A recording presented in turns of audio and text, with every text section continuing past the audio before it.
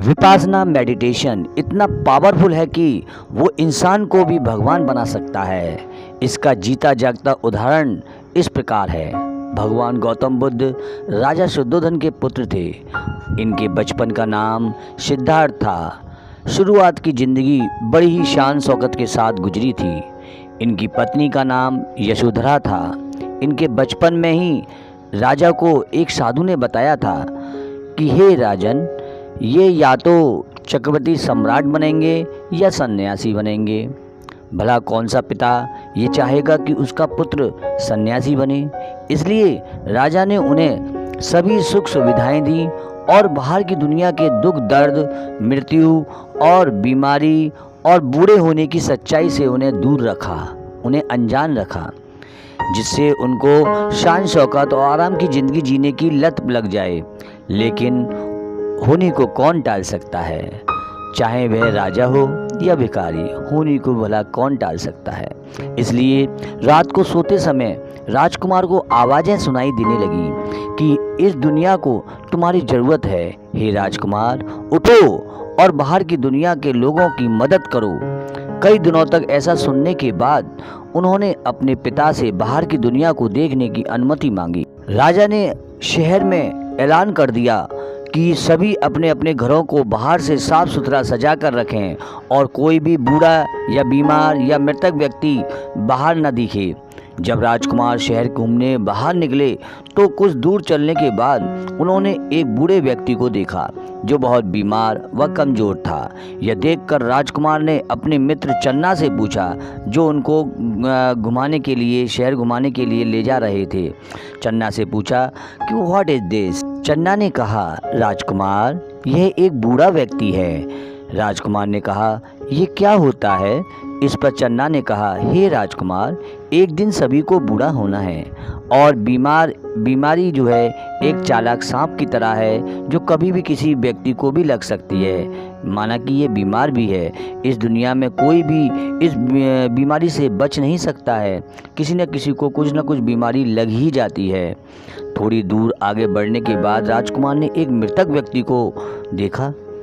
राजकुमार ने मृतक व्यक्ति को देखकर चन्ना से कहा, अब ये क्या है भाई।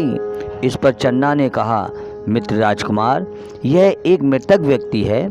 इसको दाह संस्कार के लिए शमशान घाट ले जाया जा रहा है।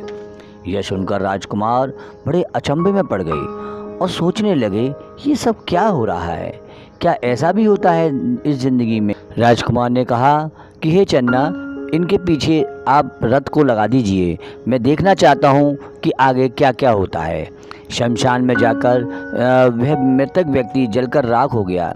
चन्ना ने राजकुमार को बताया कि जिसने भी इस दुनिया में जन्म लिया है उसे एक न एक दिन इस शरीर को त्यागना ही पड़ेगा। कोई भी जीव हो, जंतु हो, कोई भी व्यक्ति हो, पुरुष या स्त्री हो, कोई भी हो, जिसने इस दुनिया में जन्म लिया है उसको अपना शरीर त्यागना ही पड़ेगा। एक दिन उसको मरना पड़ेगा। मृत्यु निश्चित है, इसे कोई नहीं टाल सकता है। राजकुमार बोले, ये मृत्यु भी होती है क्या। तो उस पर चन्ना ने कहा कि हाँ, हर एक की मृत्यु होनी है। जिसने भी इस दुनिया में जन्म लिया है उस सब की मृत्यु होनी है। यह सब देखकर और सुनकर राजकुमार बड़े ही दुखी हुए। उनका मोह इस शान शौकत के आराम की चीज़ों से दूर हट गया। इसलिए उन्होंने अपना महल, पत्नी, शान शौकत सब कुछ त्याग दिया और एक सन्यासी बन गए और भी सच जानने के लिए सच की तलाश में निकल पड़े। दोस्तों, ऐसा कहा जाता है कि 6 साल की कठिन तपस्या के बाद भी उन्हें कुछ हासिल नहीं हुआ तो वह एक पेड़ के नीचे बैठकर मेडिटेशन यानी ध्यान करने लगे। राजकुमार ने स्वयं से कहा, जब तक मुझे मेरे सवालों का जवाब नहीं मिल जाएगा, जब तक मुझे इस दुनिया का सच क्या है ये नहीं ज्ञान प्राप्त हो पाएगा, तब तक मैं इस पेड़ के नीचे से हिलूंगा भी नहीं, चाहे मेरी जान क्यों न चली जाए। एक दिन मरना तो सभी को है।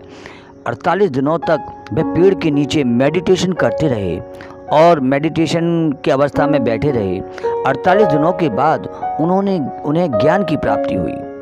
ठीक 48 दिनों के बाद जब उनको ज्ञान की प्राप्ति हुई तो ये कहा जाता है कि इस मेडिटेशन यानी कि जो विपासना मेडिटेशन है उसके जरिए उनको ज्ञान की प्राप्ति हुई। मेडिटेशन का नाम विपासना मेडिटेशन है। फिर भगवान बुद्ध ने अपने शिष्यों को भी यही मेडिटेशन सिखाकर पूरे भारत में फैलाने को कहा, ताकि ज़्यादा से ज़्यादा लोग अपने दुख दर्द परेशानियों से दूर हो सकें। यानी विपासना मेडिटेशन इतना पावरफुल मेडिटेशन है कि इससे लोग बाग अपने दुख दर्द और परेशानियों को दूर कर सकते हैं। जिस प्रकार भगवान बुद्ध ने अपने दिमाग में चल रही सारी परेशानियां, लोगों का दुख दर्द दूर करने के लिए इस विपासना मेडिटेशन को के जरिए उन्हें ज्ञान की प्राप्ति हुई, ठीक उसी प्रकार ये विपासना मेडिटेशन इंसान को भगवान भी बना सकता है और उसको ज्ञान की प्राप्ति भी हो सकती है और इस दुनिया की सच्चाई से वह आबरू हो सकता है। और सभी तरह से ये विपासना मेडिटेशन बहुत लाभकारी है।